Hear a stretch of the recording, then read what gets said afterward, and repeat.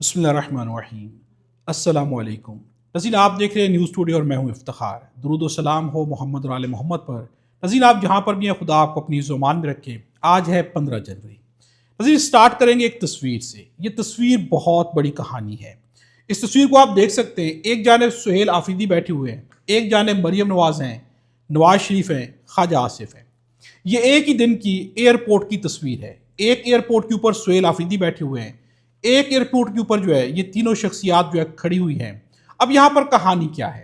ناظرین، سہیل آفریدی وی آئی P culture کی promotion کو اس کی حوصلہ شکنی کر رہے ہیں، عام عوام کے اندر، عام لاؤنج کے اندر بیٹھے ہوئے ہیں، جبکہ دوسری جانب جو تصویر ہے، اس تصویر کے اندر ایک وی آئی پی لاؤنج کو اسے پروموٹ کیا جا رہا ہے، اس کلچر کو فروغ دیا جا رہا ہے۔ یہ تصویر یہ بنیادی فرق ہے یہاں پر دو وزراء اعلیٰ کی سوچ کے درمیان۔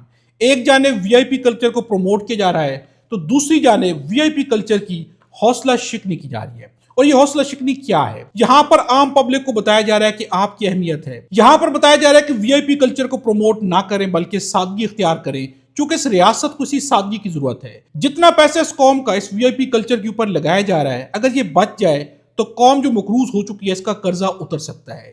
یہ تصویر یہ بنیادی فرق ہے، اور نظر یہ بہت بڑا فرق ہے۔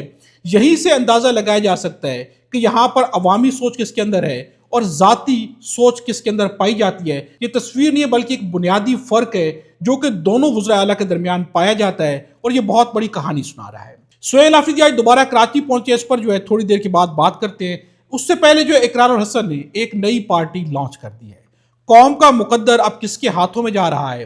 لیکن پاکستان کے اندر کوئی مسخرہ ہے، کوئی کون ہے، اس سے کوئی لینا دینا نہیں ہے۔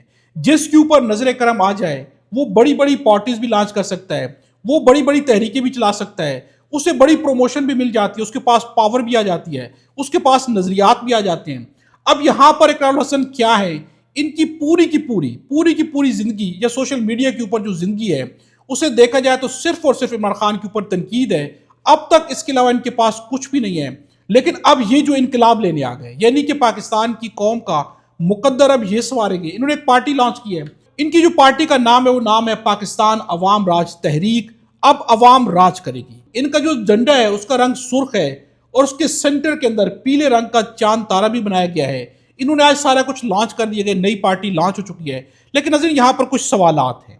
اب یہ سوالات بڑے اہم ہیں۔ سب سے پہلے یہ پارٹی جب لانچ کی گئی تو یہاں پر اقرار الحسن کا کہنا ہے کہ میں اللہ کو گواہ بنا کر قسم کھاتا ہوں، ساری زندگی کوئی سرکاری عہدہ نہیں لوں گا، کوئی سیاسی عہدہ نہیں لوں گا، کچھ بھی ہو جائے کوئی عہدہ نہیں لوں گا، میں کام فکری اور شعوری کام کرنا چاہتا ہوں، اس کے علاوہ میرا کوئی مقصد نہیں ہے۔ لیکن یہاں پر اب کچھ سوالات ہیں۔ سب سے پہلا سوال تو یہ کہ اب تک اقرار الحسن کے پاس کیا ہے؟ صرف اور صرف عمران خان کے اوپر تنقید کرنا ہے۔ کیا انہوں نے سیاست کو اس کے بعد یہ صرف اور صرف اپنی سیاسی پارٹی کو اوپر لانے کے لیے ان کا مقصد، ان کے پاس جو تحریک ہوگی، ان کے پاس جو بھی پاور ہوگی وہ عمران خان پر تنقید کرنا ہوگا، یا اس کے علاوہ بھی کچھ ہوگا؟ کیا اس تنقید کو چھوڑ کر یہ عوام کے لیے کچھ پیش کریں گے یا نہیں کریں گے؟ اور دوسرا سوال یہ ہے کہ جہاں پر حقیقت سے انکار ممکن ہے کہ اس وقت اسٹیبلشمنٹ ہی سب کچھ ہے، طاقت بھی ان کے پاس ہے، تو یہاں پر عوامی راج سے کیا مراد ہے؟ کیا یہ اپنی مرضی سے کچھ کر پائیں گے؟ اتنی بڑی بڑی سیاسی پارٹیاں بیٹھی ہیں، ان کا المیہ آج کیا ہے؟ وزیر اعظم بننے کے باوجود بھی ان کے پاس پاور نہیں ہے، وزیر اعلیٰ بننے کے باوجود بھی پاور نہیں ہے، تو اقرار الحسن اس ساری کی ساری حقیقت کے ہوتے ہوئے کیا کر پائیں گے؟ یہ دوسرا سوال ہے۔ انہوں نے سہیل آفریدی پر تنقید کی کہ وہ ایک صوبے کے وزیر اعلیٰ ہیں اور اس وقت اسٹریٹ موومنٹ چل رہی ہے، دوسرے صوبے میں جا رہے ہیں، آ رہے ہیں، جا رہے ہیں، یہ انہوں نے تنقید کی، جس پر انس گوندل کا کہنا ہے کہ سہیل آفریدی عوام میں جاتا ہے، اس میں کیا غلط ہے؟ وہ تو 10 سال سے سیاست کر رہا ہے، مڈل کلاس سیاستدان ہے، آپ سے تجربہ بھی زیادہ ہے، سہیل آفریدی کا نام لیتے ہیں، مریم کا آپ کیوں نام نہیں لیتے؟ سیاسی مداخلت کے الزامات تو لگاتے ہیں، اسٹیبلشمنٹ کے کسی ایک بندے کا نام کیوں نہیں لیتے؟ انہوں نے اقرار الحسن سے سوال کیا ہے۔ اب اقرار الحسن کے پاس اس کا کوئی جواب نہیں ہے۔ ان سے زیادہ تجربہ ہے سہیل آفریدی کا، لیکن وہ ناتجربہ کار ہو کے، سیاسی طور پر تو ناتجربہ کار ہے، پھر بھی سہیل آفریدی کے اوپر، عمران خان کے اوپر تنقید کر رہے ہیں، تو اس کا تو ایک ہی مطلب ہے کہ جو اس سے پہلے لوگ آئے، لانچ ہوئے، مقصد عمران خان پر تنقید کرنا تھا، ان کا بھی مقصد یہی ہے، تو یہ عوام کے لیے کیا کر پائیں گے؟ نظیر سوچ ہوتی ہے۔ کیا اس جیسی سوچ کا بندہ اگر سوشل میڈیا پر جا کر ان کے اکاؤنٹ کو دیکھ کر عوام کی رائے دیکھے نیچے، تو عوام تو کہیں پر بھی پسندیدگی کا اظہار نہیں کر رہی، تو یہ عوام کے لیے کیا کر پائیں گے؟ نظیر پاکستان کی ریاست کا سب سے بڑا المیہ یہی ہے کہ یہاں پر دیکھا نہیں جاتا کہ کس کے پاس کتنی قابلیت ہے، جب مرضی آتی ہے کسی کو بھی لانچ کر دیا جاتا ہے۔ ناظرین، سہیل آفریدی کراچی گئے، دوبارہ سادگی کے ساتھ ایئرپورٹ پر پہنچے ہیں، وہاں سے کراچی کے لیے گئے ہیں، وہاں پر سوراب گوڑ پہنچے ہیں جہاں پر بلال محسود کی ڈیتھ ہو گئی تھی، ان کے گھر پہنچے تو وہاں پر رش لگ گیا ہے۔ آپ ان مناظر میں دیکھ سکتے ہیں، عوام خود باہر نکل کے آ گئی ہے، کافی بڑی تعداد میں عوام وہاں پر باہر نکل کے آئی ہے۔ وہاں پر سہیل آفریدی نے کچھ خطاب کیا ہے، کچھ گفتگو کی ہے، اور یہ گفتگو جو ہے بہت ہی امپورٹنٹ ہے۔ وزیر اعلیٰ مرحوم کے اہل خانہ سے ملاقات کی، ان سے تعزیت کا اظہار کیا اور بلال محسود کے لیے دعائے مغفرت کی۔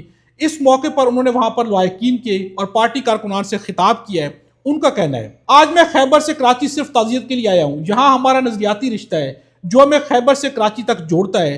تحریک انصاف واحد قومی جماعت ہے جس کا ہر ورکر عمران خان کے نظریے اور پی ٹی آئی کے جھنڈے تلے ایک ہے۔ خیبر کا درد کراچی محسوس کرتا ہے اور کراچی کا دکھ خیبر محسوس کرتا ہے۔ پی ٹی آئی کا ہر ورکر ہمارا قیمتی اثاثہ اور عمران خان کی امانت ہے۔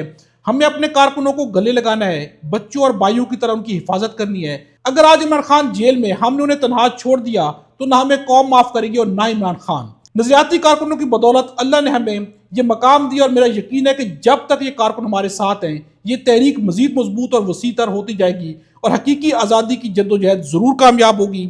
میں بلال محسود شہید اور پی ٹی آئی کے تمام کارکنوں کے ساتھ دلی تعزیت کرتا ہوں۔